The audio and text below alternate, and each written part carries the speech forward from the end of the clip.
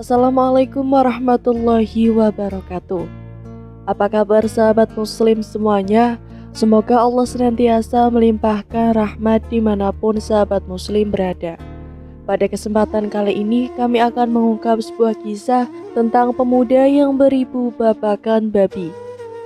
Seperti apakah kisahnya? Simak video ini hingga selesai. Nabi Musa adalah satu-satunya nabi yang bisa berbicara langsung dengan Allah Subhanahu wa Ta'ala. Setiap kali dia ingin bermunajat, Nabi Musa akan naik ke Bukit Tur Sina. Di atas bukit itulah dia akan berbicara dengan Allah Subhanahu wa Ta'ala. Nabi Musa sering bertanya dan Allah akan menjawab pada waktu itu juga. Inilah kelebihannya yang tidak ada pada nabi-nabi lain. Suatu hari Nabi Musa telah bertanya kepada Allah, "Ya Allah, siapakah orang di surga nanti yang akan bertetangga dengan aku?" Allah pun menjawab dengan mengatakan nama orang itu, kampung, serta tempat tinggalnya.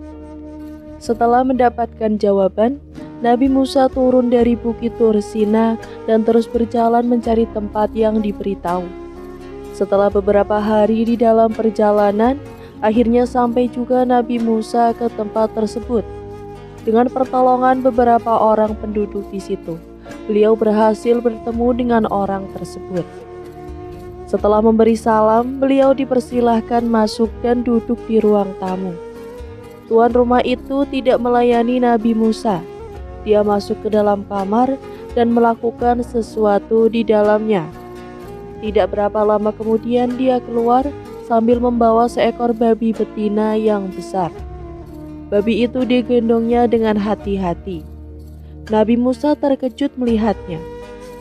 "Kenapa ini?"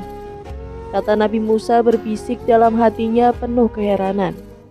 Babi itu dibersihkan dan dimandikan dengan baik. Setelah itu babi itu dilap sampai kering, serta dipeluk, dicium kemudian dihantar kembali ke dalam kamar. Tidak lama kemudian dia keluar sekali lagi dengan membawa pula seekor babi jantan yang lebih besar. Babi itu juga dimandikan dan dibersihkan. Kemudian dilap hingga kering dan dipeluk serta cium dengan penuh kasih sayang. Babi itu kemudian juga dihantar kembali ke kamar. Setelah kerjanya, barulah dia melayani Nabi Musa. Nabi Musa bertanya, "Wahai saudara, apa agamamu?" "Aku agama Tauhid," jawab pemuda itu, "yaitu agama Islam." "Lalu kenapa kamu memelihara babi?" "Kita tidak boleh berbuat begitu," kata Nabi Musa. "Wahai Tuan," kata pemuda itu, "sebenarnya kedua babi itu adalah orang tua kandungku. Disebabkan mereka telah melakukan dosa yang besar, Allah telah menukarkan rupa mereka menjadi babi yang jelek rupanya. Tentang dosa mereka dengan Allah itu soal lain. Itu urusannya dengan Allah. Aku sebagai anaknya tetap melaksanakan kewajibanku sebagai anak. Setiap hari aku berbakti kepada kedua orang tuaku seperti yang Tuhan lihat tadi. Walaupun rupa mereka sudah menjadi babi, aku tetap melaksanakan tugasku." Sambungnya, "Setiap hari aku berdoa kepada Allah agar mereka diampunkan.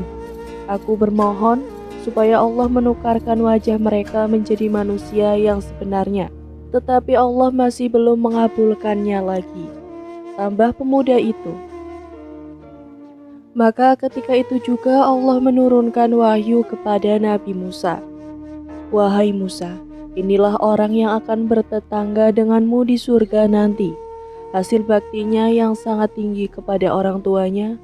Orang tuanya yang sudah buruk dengan rupa babi pun dia berbakti juga.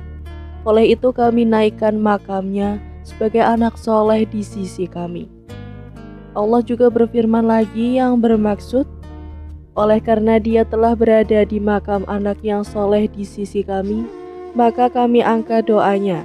Tempat kedua orang tuanya yang kami sediakan di dalam neraka telah kami pindahkan ke dalam surga." Itulah berkat anak yang soleh. Doa anak yang soleh dapat menembus dosa ibu bapa yang akan masuk ke dalam neraka pindah ke surga. Hal ini juga hendaklah dengan syarat dia berbakti kepada kedua orang tuanya, walaupun hingga ke tingkat rupa ayah dan ibunya seperti babi. Mudah-mudahan ibu bapak kita mendapatkan tempat yang baik di akhirat kelak. Walau bagaimana buruk sekalipun sifat kedua orang tua kita, itu bukan urusan kita. Urusan kita ialah menjaga mereka dengan penuh kasih sayang, sebagaimana mereka menjaga kita sewaktu kecil hingga dewasa. Walau banyak mana sekalipun dosa yang mereka lakukan, itu juga bukan urusan kita. Urusan kita ialah meminta ampun kepada Allah Subhanahu wa Ta'ala, supaya kedua orang tua kita diampuni Allah Subhanahu wa Ta'ala. Doa anak yang soleh akan membantu kedua orang tuanya mendapatkan tempat yang baik di akhirat. Inilah yang dinanti-nantikan oleh para orang tua di alam kubur. Arti sayang seorang anak kepada ibu dan bapaknya bukan melalui harta, tetapi sayang seorang anak pada kedua ibu bapaknya ialah dengan doa supaya kedua ibu bapaknya mendapatkan tempat yang terbaik di sisi Allah. Ada banyak manfaat jadi anak yang soleh yang perlu diketahui setiap muslim.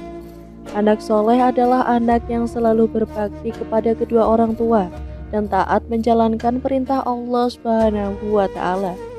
Tak heran jika orang tua selalu menginginkan memiliki anak yang soleh.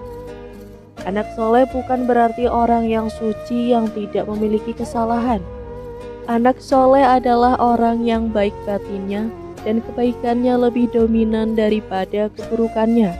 Apapun ciri-ciri anak soleh adalah orang yang selalu mendoakan kedua orang tuanya, bagaimana sabda Nabi Muhammad SAW berikut ini. Apabila seorang telah meninggal, maka semua amalnya terputus kecuali 3 perkara.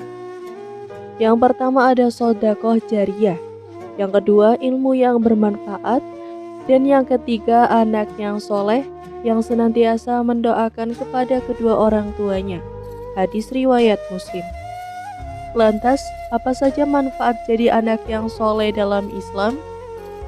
Setiap orang tua tentu selalu menginginkan anaknya menjadi anak yang soleh. Anak soleh adalah mereka yang taat dan bersungguh-sungguh menjalankan ibadah dan beriman kepada Allah.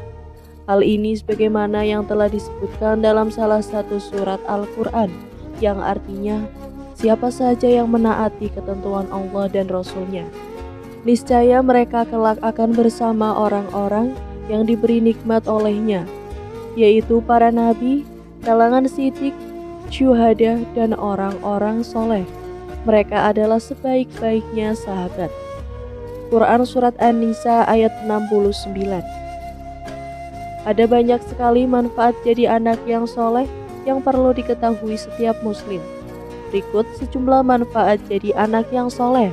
Antara lain yang pertama, akan mendapatkan ridho dan cintanya oleh Allah Subhanahu wa Ta'ala. Lalu yang kedua, memiliki banyak teman soleh dan dihormati banyak orang. Yang ketiga, mendapatkan banyak pahala atas kebaikan yang telah dilakukan. Lalu yang keempat, mendapatkan ridho orang tua dalam berbagai hal. Lalu yang terakhir, mendapatkan naungan Allah Subhanahu wa Ta'ala saat berada di padang mahsyar. Cara membentuk anak yang soleh. Sudah menjadi tugas setiap orang tua untuk mendidik anak-anaknya agar menjadi anak yang soleh. Adapun cara membentuk jadi anak yang soleh dalam Islam adalah sebagai berikut. Yang pertama, mempercayakan ke lembaga pendidikan Islam. Cara membentuk anak soleh yang pertama yaitu mempercayakan lembaga pendidikan yang soleh. Pendidik yang soleh tidak hanya ada dalam sekolah Islam atau pesantren saja, namun lembaga yang memiliki perhatian besar pada perkembangan pendidikan Islam. Dalam memilih lembaga pendidikan, orang tua harus benar-benar selektif. Dengan begitu, anak menjadi lebih hebat dan cerdas secara akademis maupun akhlak. Lalu yang kedua, menjadi teladan yang baik. Setiap orang tua wajib menjadi teladan yang baik bagi anak. Caranya mudah. Orang tua harus memberikan contoh yang baik kepada anak. Pastikan untuk tidak berbuat tercela di hadapan anak.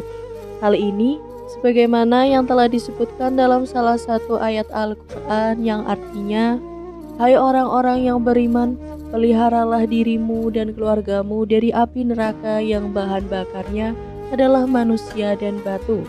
Penjaganya malaikat yang kasar, keras dan tidak mendurhakai Allah terhadap apa yang diperintahkannya kepada mereka dan selalu mengerjakan apa yang diperintahkan. Quran Surat At-Tahrim ayat 6. Lalu yang ketiga yaitu memberikan rezeki yang halal dan thayyib.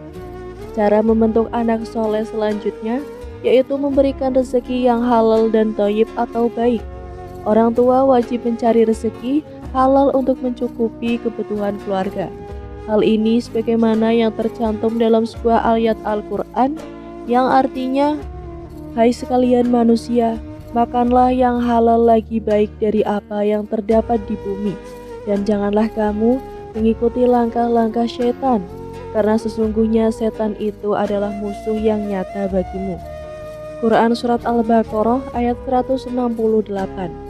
Kemudian yang terakhir yaitu berdoa kepada Allah Subhanahu wa Ta'ala.